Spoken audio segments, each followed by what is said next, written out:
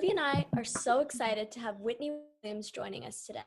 Whitney is a businesswoman who runs a social impact agency called Williams Works that works with people that want to make a difference in the world.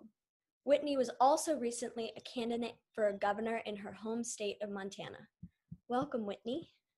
Thanks for having me, gals. For sure. So Whitney, could you tell us a bit about the process of running for public office and what are some of the challenges you faced? Yeah, good question. The process for me, I happen to come from two change makers, two policymakers. Both of my parents were politicians. So for most of my life, one of them has been on a ballot here in Montana. So I've always had a deep appreciation for public policy and public service and the good that one can do sort of inside that arena of being an elected official. But it wasn't until the 2016 election, particularly when Hillary Clinton lost that election, that I started thinking about my role. And was I sort of in the right lane? Was I doing all the things I could to help my country and particularly help those who were struggling? And I love my work and I'm very proud of my company and what we get to do. But I thought, if people like me aren't willing to sort of step into the arena at a time like this, when I genuinely believe our democracy is at risk, then who will ever do it? And so I spent a lot of time working with people from like the Barbara Lee Foundation, which is this amazing organization, or Emily's List, which works really hard to get women into public office. And I spent a lot of time with my family talking about the pros and cons of running for office. And we together decided that now was the time. And so about a year ago, I made the decision to run for governor. And what was it like representing the needs of the people in your communities? And did you feel any different as a citizen taking on that responsibility? Oh yeah, Layla, that's a great question. I will say there is such a huge responsibility, I believe, as for all of us as just human beings to do what we can to take care of our neighbors. And so learning about Montana, which is a gigantic state, right? It takes hours and hours and hours to drive across it. And there's just a little over 1 million of us. So we're very spread out. So I spent a lot of time in the early days of the campaign in the car, driving around, going to little towns and rural communities, going to Indian country, where we have a number of reservations, and then urban Native people as well, really trying to understand what was on people's minds, what were the challenges. And this was before COVID. So I announced my candidacy in October of 19.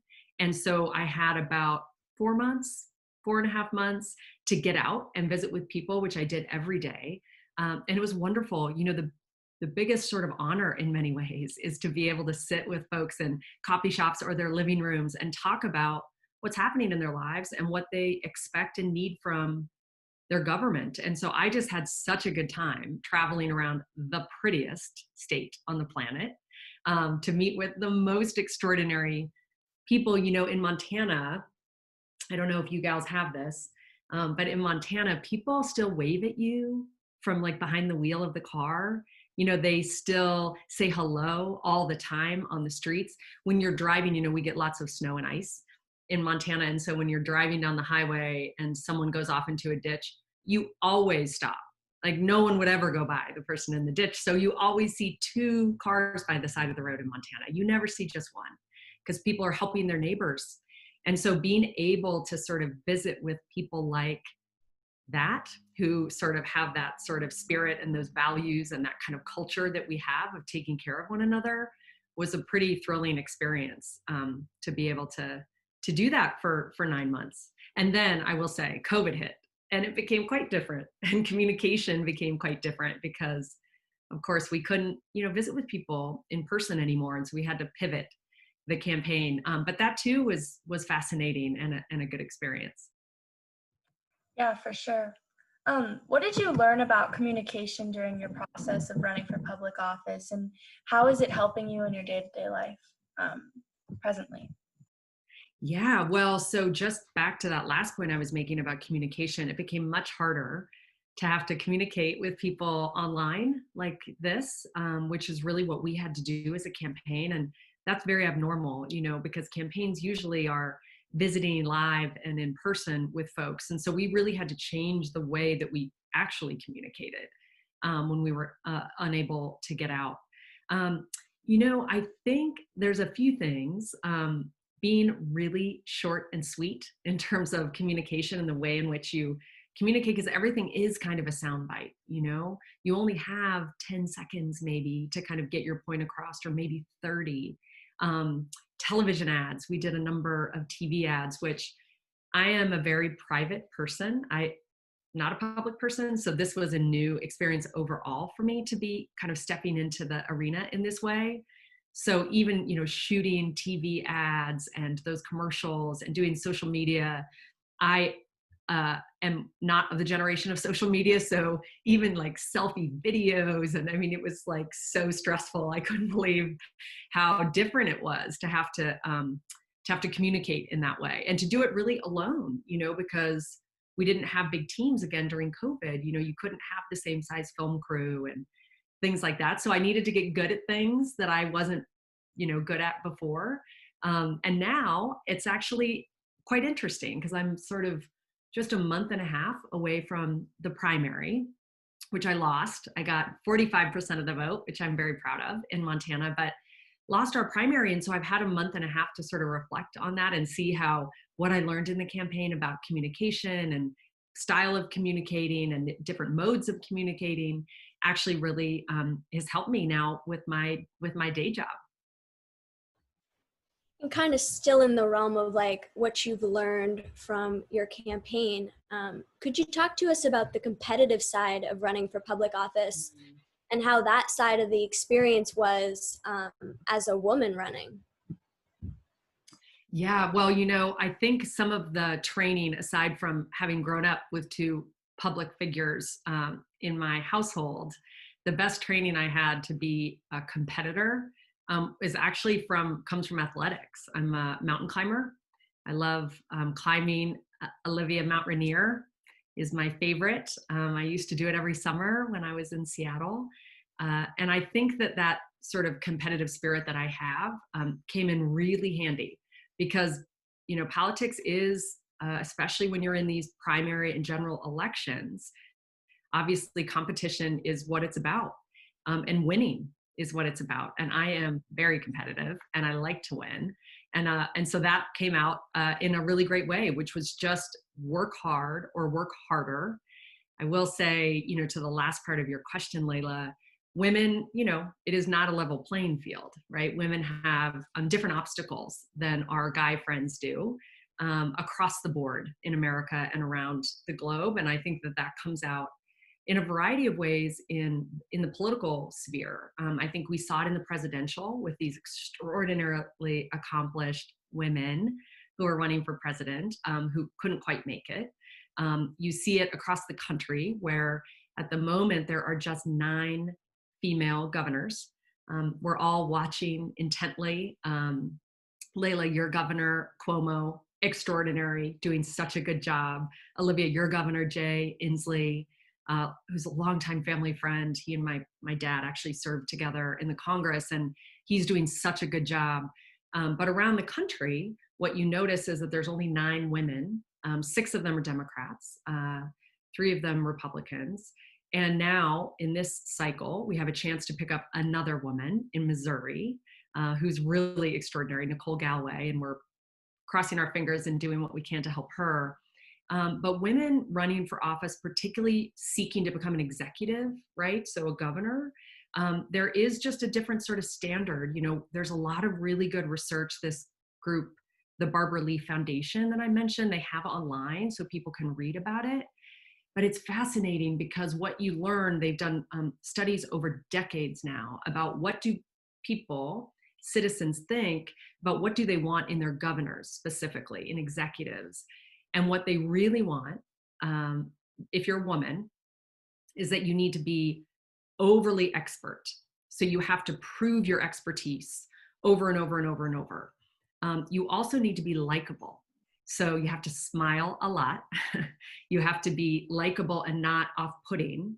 And what's fascinating about that is that's not the same for men, where men are sort of assumed to have capability, whether they do or not. And they're also, they don't need to be likable. So when you ask people, and all these studies will show, and they're fascinating to read, that men actually don't, there's just a difference in terms of what people expect in women leaders and what people expect in male leaders. And, I think until we start to break down those barriers, or that, glass ceiling we all hear about, and start to have models of more and more and more women as executives doing extraordinary job, like Kate Brown in Oregon, and like Gretchen Whitmer in Michigan, and all of these other amazing female governors right now, it doesn't give people sort of a model to strive toward. It doesn't give people for women, and for every, for men. I think it gives you a sense of Gretchen Whitmer, and you're in your Michigan right now, and you're looking at the job she's doing. You're like, she's got this. She's doing a great job. But it's the first time you've ever seen a woman in that job. And so we need lots and lots and lots and lots more women to seek office, whether they win or lose. We got to get more people into the arena so we can inspire others to jump in. And then we need to get women elected.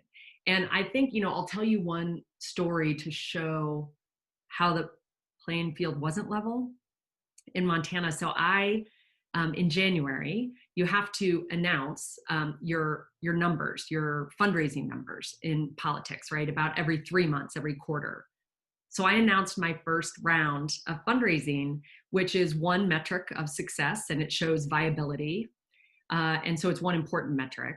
I happened to set a state record. I raised more than anybody ever had. It happened to be my first quarter, but it was still a record for anyone. So it was on the front page of the paper. It made quite a bit of news. And a couple days later, so a rancher friend of mine from up on the sort of Canadian border sent me a note, and she said, "You really should be at this conference." And I opened up the PDF, and I started looking at the conference, which was happening that Friday and Saturday. And the conference was a Outdoor Guides Association conference. And it turns out it was this coming Saturday. So it was just a few days later. They were having a gubernatorial forum, so like a gubernatorial debate. And at the time, there were 3 Republicans in the race, and there were 2 Democrats, me and my opponent now, and the current Lieutenant Governor, Mike Cooney. And so I got the notice that said, gubernatorial forum, all the leading candidates will be present. And it listed the 4 of them, and not me. So they hadn't invited me even to the debate. So we called them. We reminded them I was running, which certainly didn't take a reminder, particularly because 2 days before I was on the front page of every paper in Montana, and told them I would be coming, and I did. And the conversation was great. I did a terrific job. I had to cram a little bit on zebra mussels and feral hogs and different issues around land use and development. But I did, and I showed up, and I did great. But the idea that somehow a leading contender for governor in Montana wouldn't be invited to a debate with a major organization is sort of shocking. And that's the kind of thing I think women run up against on a daily basis when they're running for office. So there's a lot more that we can all do to be helping women break down those barriers. Yeah, wow, that's incredible. So you ran recently, and after that, does voting have a different meaning or impact for you? And now that you have run, and is it different as a voter now that you've been voted for? Yeah, so it's so interesting. I will say the day that I got my ballot, because in Montana, we don't usually vote by mail, but because of COVID, thankfully this year, we were able to. It was really sort of humbling and a little bit overwhelming to see your name on the ballot. So that was really fun, I will just say, to be able to sort of mark that oval for myself and my running mate. I had an amazing running mate named Buzz Matlin, who's a barley farmer from far eastern Montana. Actually, Olivia, if I got in the car right now to come see you, I would get to you quicker than I would get to Buzz. And he's in my state. That shows you how big Montana is. It's a gigantic state. So yes, it does. I think elections have always had so much meaning for me because I've been able to vote for my mom and for my dad. And I've worked for extraordinary public figures and politicians in the past, and voting for them as friends has always been really fun. But voting for yourself is pretty special. And I do think now that I've been through this experience myself, I do think everything about elections will take on a little bit of a different meaning. In part, and I hope, for you two, I hope you'll consider running for office one day. And I hope people watching this and thinking about it, especially women and girls, start thinking, okay, that might be an option for me. And it's never too late. I will say my mom didn't run for office until she was in her 60s. My father was running in his 30s. My mom raised us, helped him, and then decided to run later in life. So it's never too early and it's never too late. So I do think that what really takes a lot of meaning for me now is just making sure that we encourage other women to get into the arena, because there is also some research, which I love reading. Emily's List and this group, Barbara Lee and others, will tell you that on average, it takes 7 direct asks of a woman to decide to run for office. Men literally doesn't take any. They just will make the decision for themselves. Women need a lot of encouragement. And so this idea of saying, you're really capable, Layla, and you should consider running for office. And Olivia, you're really capable and you have a lot to offer and you should consider running for office.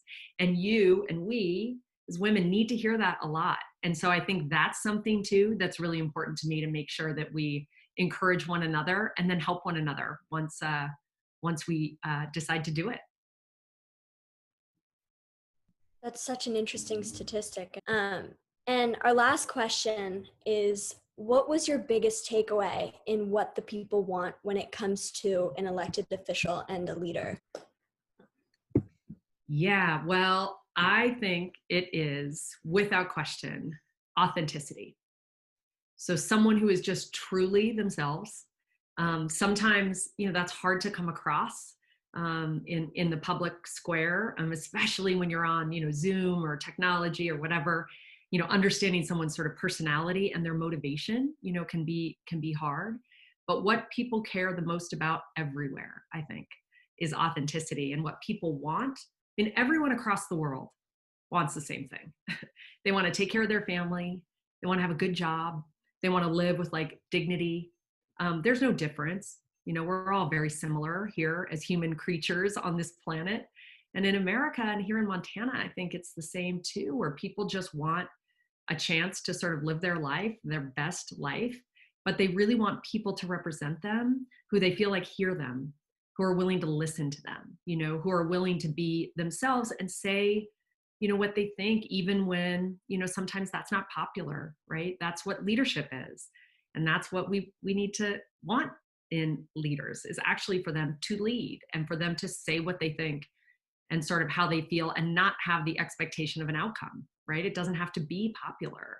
And so I think that authenticity, really about understanding who that leader is the thing that's just the most important for everyone. I think for all of us, we want people to be, honest and transparent and hardworking, but they ultimately want them to be, just authentic. Yeah, for sure. Well, thank you so much, Whitney. Now that we've finished our conversation, it's time to take action. In a state like Montana, Native Americans make out a large percent of the vote. Often they're left out of the conversation. So go check out westernnativevoice.org to learn more. Also, check out She Should Run and Emily's List to learn more and educate yourself about women in politics. Thank you so much, Whitney, and we're so grateful to have you. You're welcome. Thanks, Cal.